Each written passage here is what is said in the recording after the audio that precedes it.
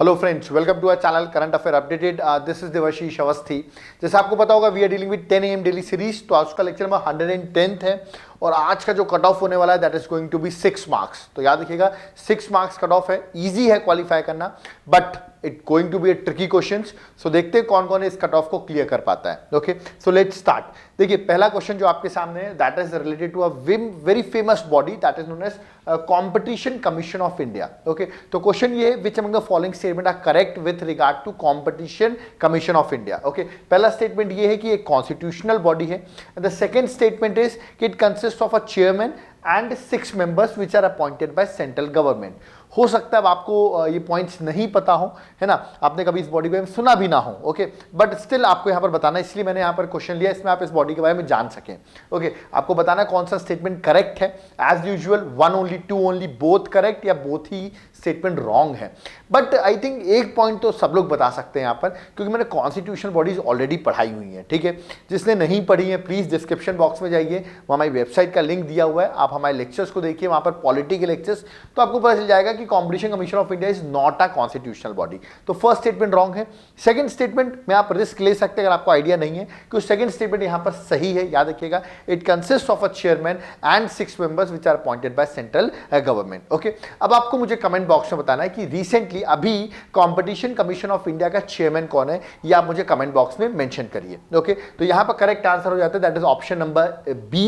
याद रखिए B is the correct statement, first statement wrong था। ठीक है, बाकी इसका काम क्या, ऑब्जेक्टिव्स क्या है, वो मैंने लिख दिए हैं। पीडीएफ आपको अवेलेबल हो जाएगी। हमारे व्हाट्सएप ग्रुप को ज्वाइन करें, डिस्क्रिप्शन बॉक्स में व्हाट्सएप नंबर दिया हुआ है, तो आप हमारे व्हाट्सएप ग्रुप को ज्वाइन करेंगे तो आपको पीडीएफ ऑलरेडी अवेलेबल हो जाएगी। ओके, तो ठीक है, ऑब्जेक्टिव्स आप पढ़ सकते हैं कॉम्पिटिशन कमीशन ऑफ इंडिया के, बट ये दो की पॉइंट्स आपको याद रखना है। It is not a constitutional body, तो it is a statutory body. ये मैं आपको बता दूं स्टैट्यूटरी बॉडी है, by law of parliament the body was created. Okay, और किस ईयर में क्रिएट हुई थी, 2002 में। तो याद रखिए competition commission of competition act 2002 के through competition commission of India was established. Okay, चलिए नेक्स्ट क्वेश्चन में बढ़ते हैं। सेकंड क्वेश्चन, ये क्वेश्चन आप देख रहे होंगे मेरे सामने, आपको एक इमेज दिख रही होगी फिश की। ओके, तो क्वेश्चन फिशरी सेक्टर से ही है।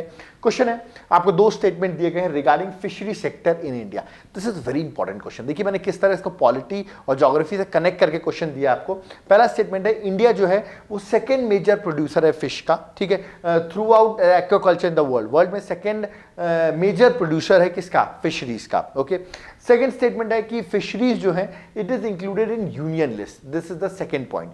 अब आपको बताना है which among the following statement are correct, first second या बोथ या the neither of the statement correct. तो फिशरी सेक्टर की बात की जाए तो शायद आपको कंफ्यूजन होगा, बट मैं क्लियर कर दूं।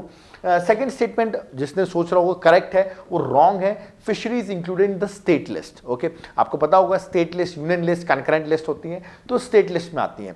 और first point yes it is a correct statement, तो option number A is a correct answer. याद रखिए इंडिया जो है वो सेकेंड मेजर प्रोड्यूसर है फिश का, रिमेंबर। और एक्सपोर्टर की बात करें तो फोर्थ लार्जेस्ट एक्सपोर्टर भी है India fish in the world. और ग्लोबली अगर देखा है तो एक्सपोर्टर सेक्टर में 7.7% जो ग्लोबल फिश का एक्सपोर्ट होता है वो इंडिया ही करती है, और प्रोड्यूसर के नंबर पे याद रखिए सेकंड नंबर पर है। So this is important thing. और फिशरीज में आपको याद रखना है it's a state subject. Okay, तो करेक्ट आंसर ऑप्शन नंबर ए।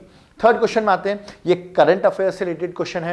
ये रिसेंटली जो एससीओ की सबमिट हुई थी, 28th सबमिट हुई थी एससीओ की, जो वर्चुअल सबमिट थी।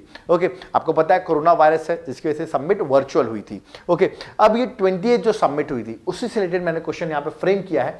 पहला स्टेटमेंट है जो एससीओ की सबमिट थी, शांघाई कोऑपरेशन ऑर्गेनाइजेशन की, जो 28th सबमिट थी, पूछा बोला गया उसको चेयर किया था इंडिया ने। फर्स्ट स्टेटमेंट है। सेकेंड स्टेटमेंट है executive committee of regional anti terrorist structure. This is very famous, याद रखिए इसको रैट्स के नाम से जाना जाता है, रैट, RATS, रैट्स। ओके, तो बोला गया is a permanent body of SCO. तो याद रखिएगा टेररिस्ट वगैरह जो होते हैं उसके लिए एंटी टेररिस्ट स्ट्रक्चर बनाया हुआ है रैट्स का, तो बोला गया ये इसकी परमानेंट बॉडी है एससीओ की।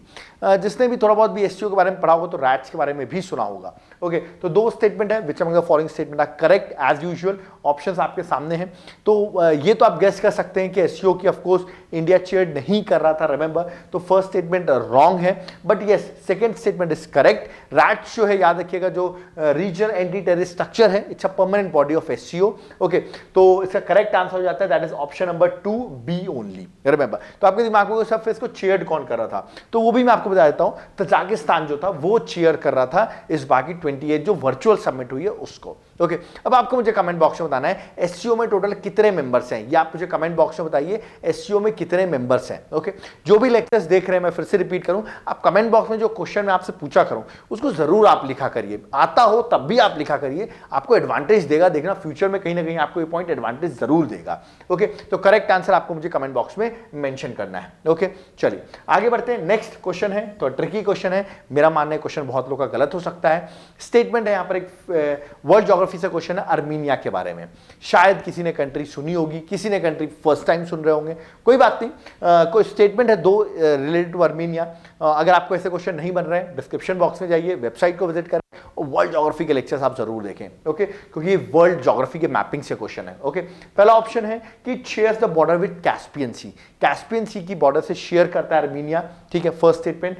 सेकंड स्टेटमेंट है कि जो अजरबैजान है वो टच नहीं करता है अर्मीनिया को, अर्मीनिया की बॉर्डर को टच नहीं करता है। ओके, अब किसी ने अगर मैप देखा होगा टर्की की लोकेशन देखी होगी एशिया में, ओके, तो उसी के बगल में आप देखेंगे अर्मीनिया है। ओके, तो इसके स्टेटमेंट आपको बताने मैं बता दूं दोनों ही स्टेटमेंट जो है यहां पर रॉन्ग है, तो करेक्ट आंसर यहां पर है नाइदर वन नॉर टू, क्योंकि याद रखिए इट्स लैंडलॉक्ड, पहली बात तो बता दूं लैंडलॉक्ड है और कैस्पियन सी को भी टच नहीं करता है। ओके, और अजरबैजान, यस अजरबैजान शेयर करता है बाउंड्री।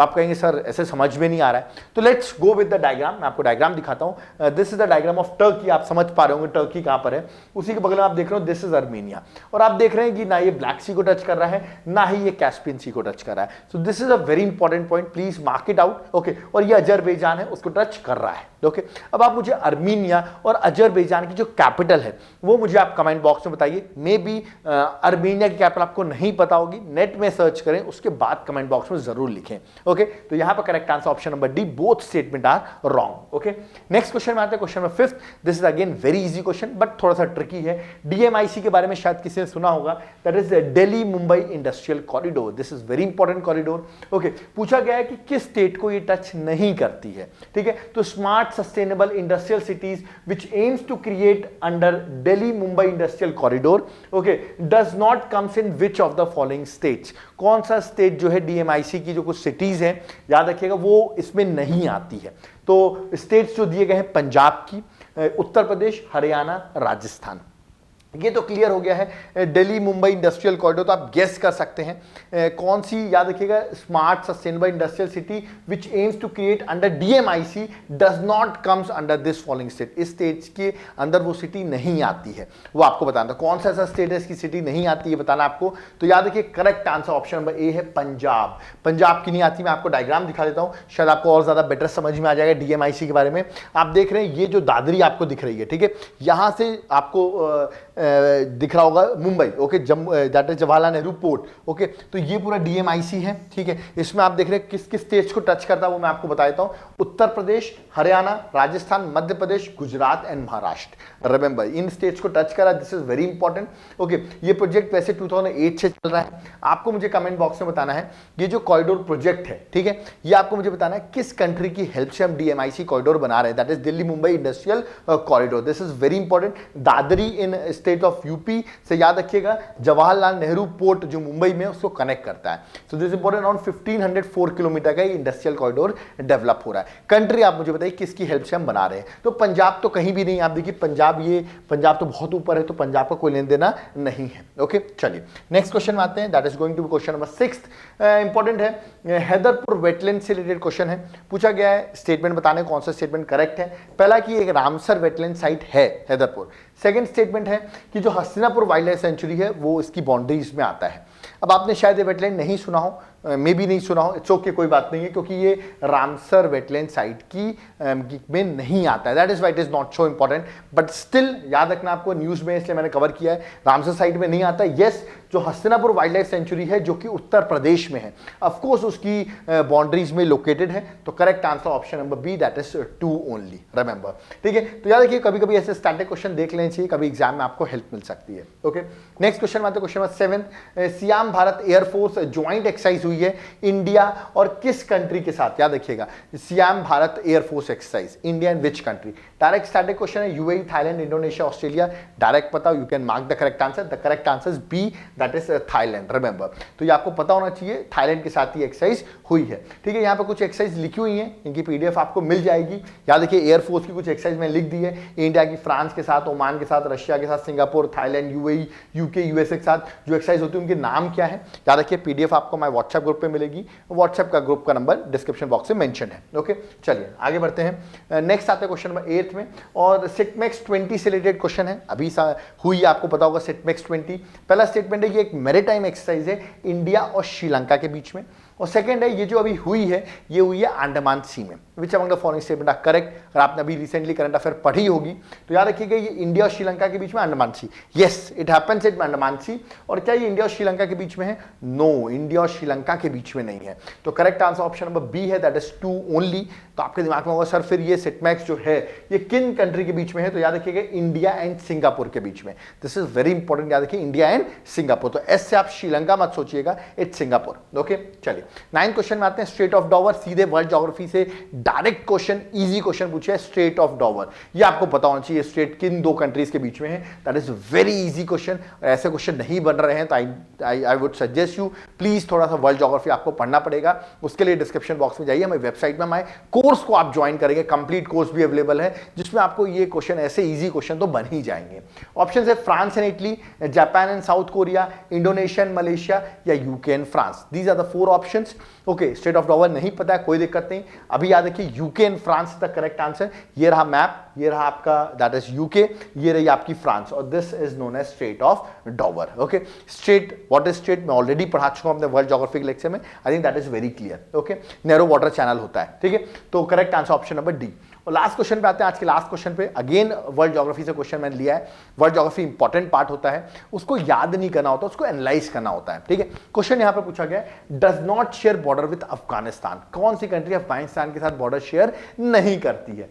ऑप्शन है कजाकिस्तान, पाकिस्तान, तजाकिस्तान या Iran. So these are the 4 countries, सब में तान तान लिखा हुआ है, एक तो ईरान लिखा हुआ है, तो it may be confusing for you. कुछ लोग सोच रहे होंगे sir it could be answer Iran, ठीक है, अलग सा लग रहा होगा तो आप ईरान की ओर जा रहे होंगे, but no it's not Iran. याद रखिए ईरान टच करता है अफगानिस्तान को। ओके, करेक्ट आंसर जो है option number A, that is Kazakhstan. Remember, Kazakhstan की कैपिटल क्या है ये आप मुझे कमेंट बॉक्स में बताइए। कजाकिस्तान की कैपिटल क्या है ये आप मुझे कमेंट बॉक्स में जरूर मेंशन करिए। ओके, तो याद रखिए करेक्ट आंसर कजाकिस्तान है। This the map of Afghanistan, देख सकते हैं बगल में ही ईरान है, तो ईरान तो टच कर रहा है, कजाकिस्तान आप देख रहे हैं ऊपर है, ओके, तो वो टच नहीं करता है। तो कमेंट बॉक्स में जरूर बताइए what is the capital of Kazakhstan. I hope cut off 6 marks था, कुछ लोग क्रॉस किए होंगे 6 marks, that is very good. Okay, अगर आपको इसकी पीडीएफ चाहिए हमारे व्हाट्सएप ग्रुप को जरूर ज्वाइन करें। व्हाट्सएप नंबर यहां पर भी मेंशन कर रखा है, डिस्क्रिप्शन बॉक्स में भी मेंशन है। ओके, इसका एक माइन्यूट कॉस्ट है जो ऊपर लिखा हुआ है, that is yearly package, that is very less. Okay, आप हमारे व्हाट्सएप ग्रुप को ज्वाइन करें, वहां पर आपको और भी